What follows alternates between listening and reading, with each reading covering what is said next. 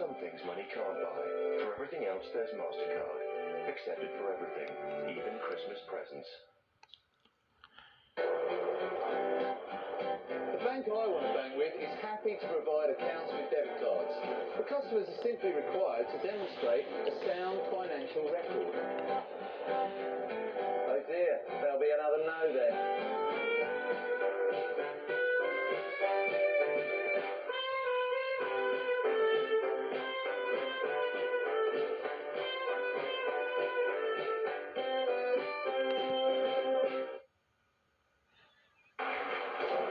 You want backing for this? Get talking. Picture this. Well? What's up? This is it. My throat. It's red raw. Here, Nemesis antibacterial lozenges work hard to help kill germs and numb pain quickly. And that's where the second recording studio will be. Lost for words? Try these when your throat's killing you. Nemesis lozenges, now with new citrus. Hard-working medicine because life doesn't stop.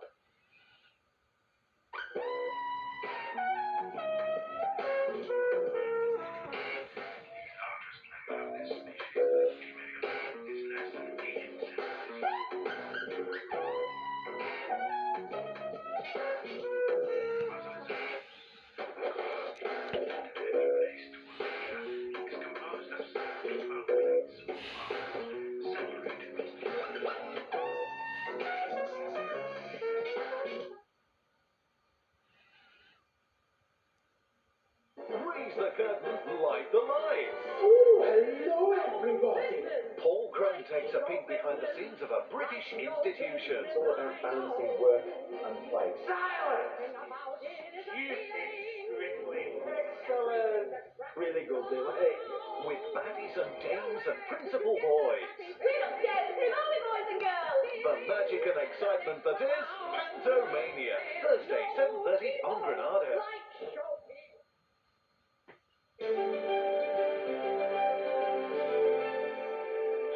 Bethlehem Year Zero starts chronicling the events of Christmas week in a few minutes, but now it's time for the regional news.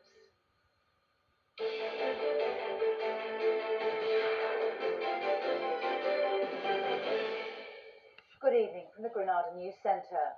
First tonight, solicitors acting for a Merseyside man who today lost his second appeal against being convicted of murdering his pregnant wife say they'll now consider taking the case to the House of Lords and the European Court. Eddie Guilfoyle was found guilty of killing his wife Paula 7 years ago. He's always maintained that she killed herself, but today 3 appeal court judges rejected his claims. Mr. Guilfoyle's lawyers had argued that crucial evidence in the case was destroyed or wasn't kept. Andy Gill reports.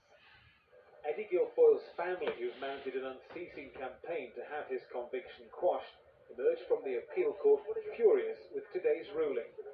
We carry on fighting because what happens in there is one of the grossest abuses of human rights that this country has witnessed. I have followed this case from every single stage, and what I have witnessed at every stage of this judicial system is obscene.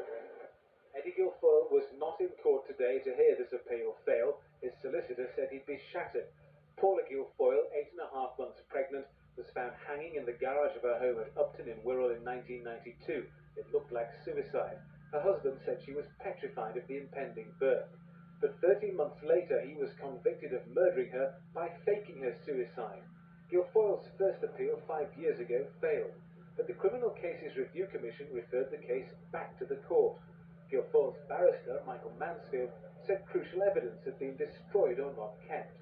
Broadly, the new appeal was based on evidence that Paula could have physically hanged herself and that mentally she was a potential suicide. But today, the judges said Paula was positive about the imminent birth of her first child and was behaving happily and normally before she died. Other new evidence inferred from scratches on Paula's neck that suicide was just as likely as murder was neutral, said the judges, and did not assist Guilfoyle's case.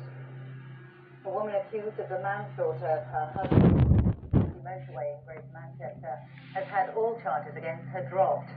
The body of Terence Mangan from Huyton on Merseyside was found on the carriageway in September. Rob Winchapel reports. 30-year-old Joanne Mangan was charged with manslaughter following her husband's death earlier this year. 38-year-old Terence Mangan's body was found lying in the middle of the carriageway near junction 17 at Whitefield in September. He'd been hit by a car and knocked into the path of an oncoming lorry. He suffered severe injuries and died at the scene.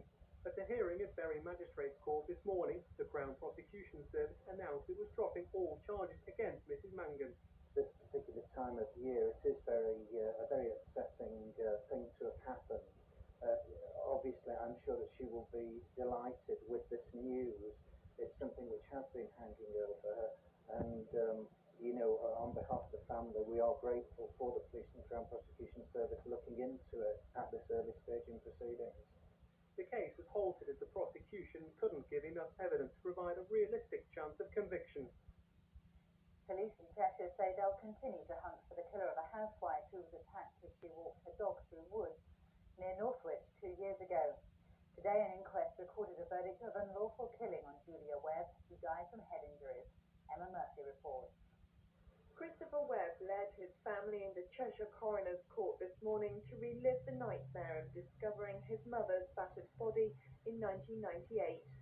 Julia Webb, a 52-year-old housewife, was repeatedly beaten around the head as she walked her dog close to their home in Sandyway near Northwich on July the 22nd, 2 years ago. It was a walk she did twice a day and had never before encountered any trouble on.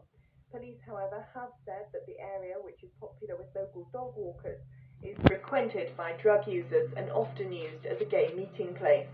They believe she stumbled upon something she should not have seen. In court, Christopher Webb told how he had been asleep after working a night shift when his grandfather came to wake him, concerned that Mrs. Webb had been out for over 2 hours. Christopher then went to look for his mother, but only found their Labrador dog, Rosie. She then led him to the wooded path where Mrs. Webb's body lay.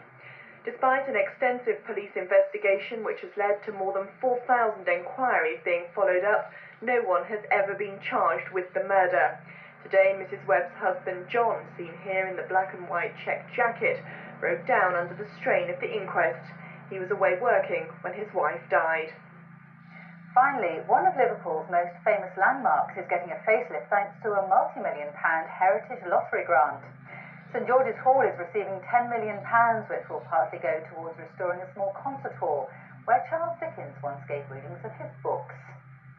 And that's the late news from Granada this Wednesday. We're back with our first bulletin at 6:10 tomorrow morning in GMTV. But for myself, good night.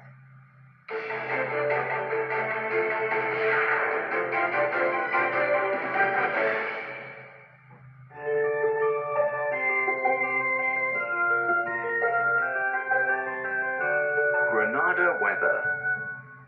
Today's satellite picture picks up some thick and stubborn cloud, which should have given us a few brighter intervals this afternoon, but of course didn't. Little change for the remainder of tonight. We'll keep a lot of the cloud, but again mostly dry as we go through the night. There is the chance of the odd isolated mist patch over the higher ground.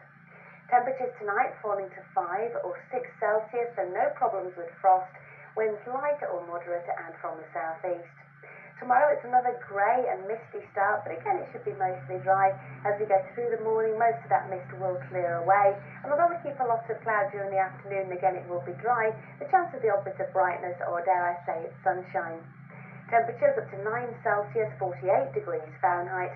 Winds light to moderate and still from the southeast. The details for Friday, it's dry, a whole lot brighter, hopefully with some sunshine.